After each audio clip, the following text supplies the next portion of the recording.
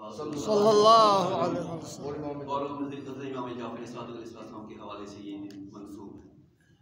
تو میں اس انداز سے عرض کروں گا کہ 17 ربیع الاول کی صبح کیا سعادت نشاں صبح تھی جب گلزار خلیلی میں بہار آ رہی تھی اور آمنہ کی جزاک اللہ کا چاند چمک رہا تھا۔ ماشاء اللہ، سبحان اللہ، سبحان اللہ۔ کیسرو کسرا کے 14 کنگرے گرتے ہوئے آواز دے رہے تھے کہ 14 انوار حق کا حامد آ رہا ہے۔ سبحان اللہ، سبحان اللہ، جزاک اللہ۔ فارس گل ہو کے فریاد کر رہا تھا کہ ایک وارث خلیل آ رہا ہے۔ سبحان اللہ۔ کائنات میں خلبلی مچی ہوئی تھی کیونکہ آنے والا اول کے بجائے آخر میں آ رہا ہے۔ تو میں نے جو آپ کے سامنے قرآن مجید کی آیت کریمہ پیش کرنے کا شرف حاصل کیا، جس کا مطلب یہ ہے، وہ فرماتے ہیں اقیم الصلاۃ لدلوک الشمس الی غسق اللیل وقرآن الفجر ان قرآن الفجر کان مشہودا۔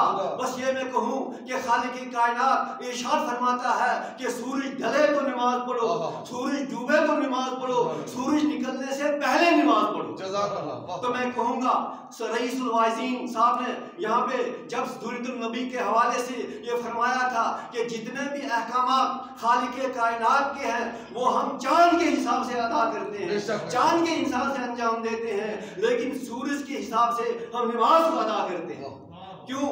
اگر ہم عید مناتے ہیں، چاند دیکھتے ہیں تو عید مناتے ہیں، چاند دیکھتے ہیں تو محرم مناتے ہیں، چاند دیکھتے ہیں ربیع الاول مناتے ہیں، چاند دیکھتے ہیں تو عید مناتے ہیں، لیکن سورج کے حساب سے یہ جو ہے ہماری نماز جو ہے سورج کے حساب سے ادا کرتے ہیں کہ اسی لیے کہا ہے روز محشر کے جام گداز بود اولی پرسش نماز بود۔ تو انہوں نے یہ فرمایا کہ آپ اس گلوب کو دیکھیں کہ حضور سرور کائنات فخر موجودات آقائے نامدار ہادی پیشوا شفیع روز جزاک اللہ، سبحان اللہ، ماشاء اللہ، نور مجسم ماشاء اللہ، جزاک اللہ، شافی المذنبین ماشاء اللہ، سبحان اللہ۔ جس کے لیے علامہ اقبال کہتے ہیں وہ دانائے سبل مولائے کل ختم الرسل، جس نے غبارے راہ کو بخشا فروغ وادی سینہ۔ سبحان اللہ۔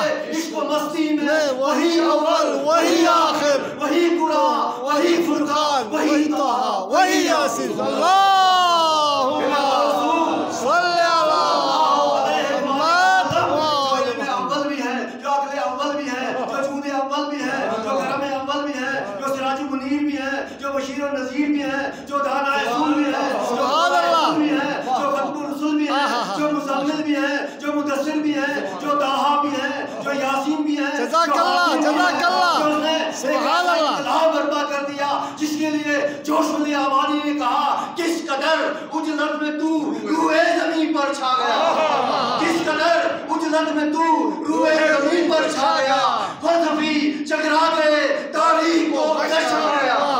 اور میں کہوں گا کہ حضور سرور کائنات کا یہ لایا ہوا انقلاب ایسا ہماغیر انقلاب ہے، ایسا ہماجوت انقلاب ہے۔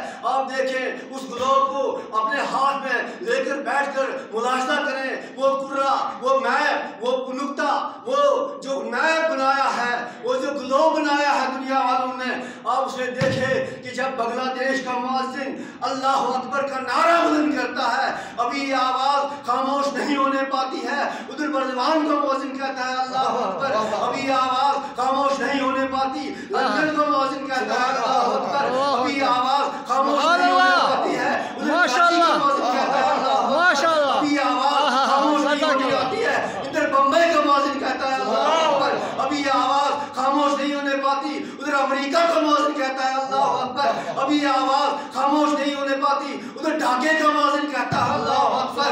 آپ گلوب لے کے بیٹھ جائیں اور دیکھیں کہ 24 گھنٹے محمد مصطفیٰ احمد مجتبیٰ صلی اللہ علیہ وآلہ وسلم کا انقلاب، یہ اللہ اکبر کا نعرہ بلند ہو رہا ہے۔ اے اہل ابو لہب و ابو جہل و عتبہ و شیبہ و لاحجاران مکہ، اے خونخارو، اے گرندو، اے شہیدانو، ماشاء اللہ، ماشاء اللہ، جزاک اللہ۔ وہ کیسا ہماگیر نعرہ تکبیر، نعرہ تکبیر، نعرہ رسالت، نعرہ رسالت، نعرہ حیدری،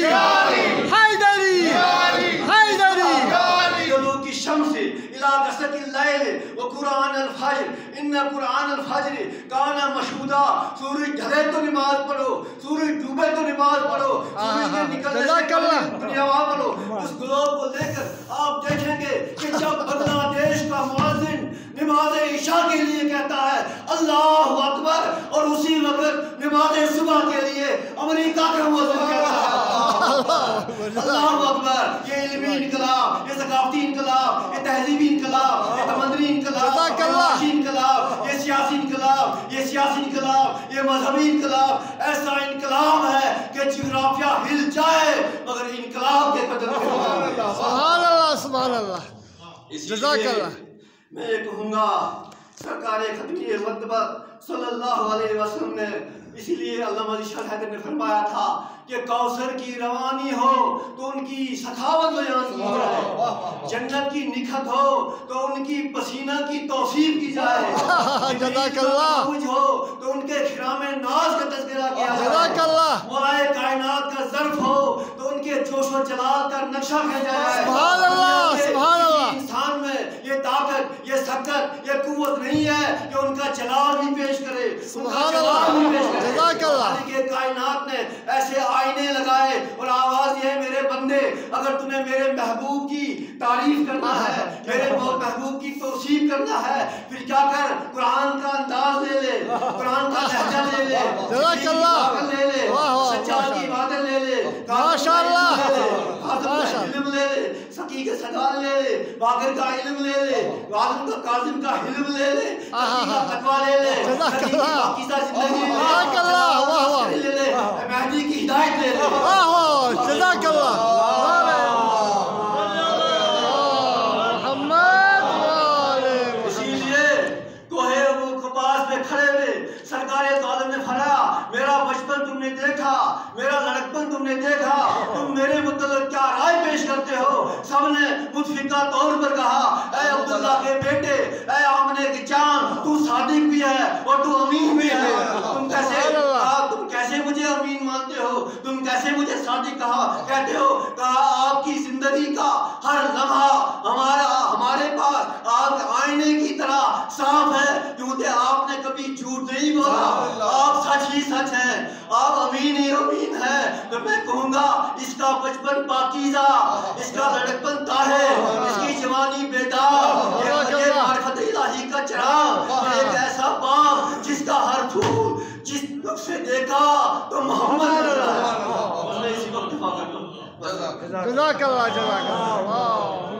صلی اللہ. جزاک اللہ.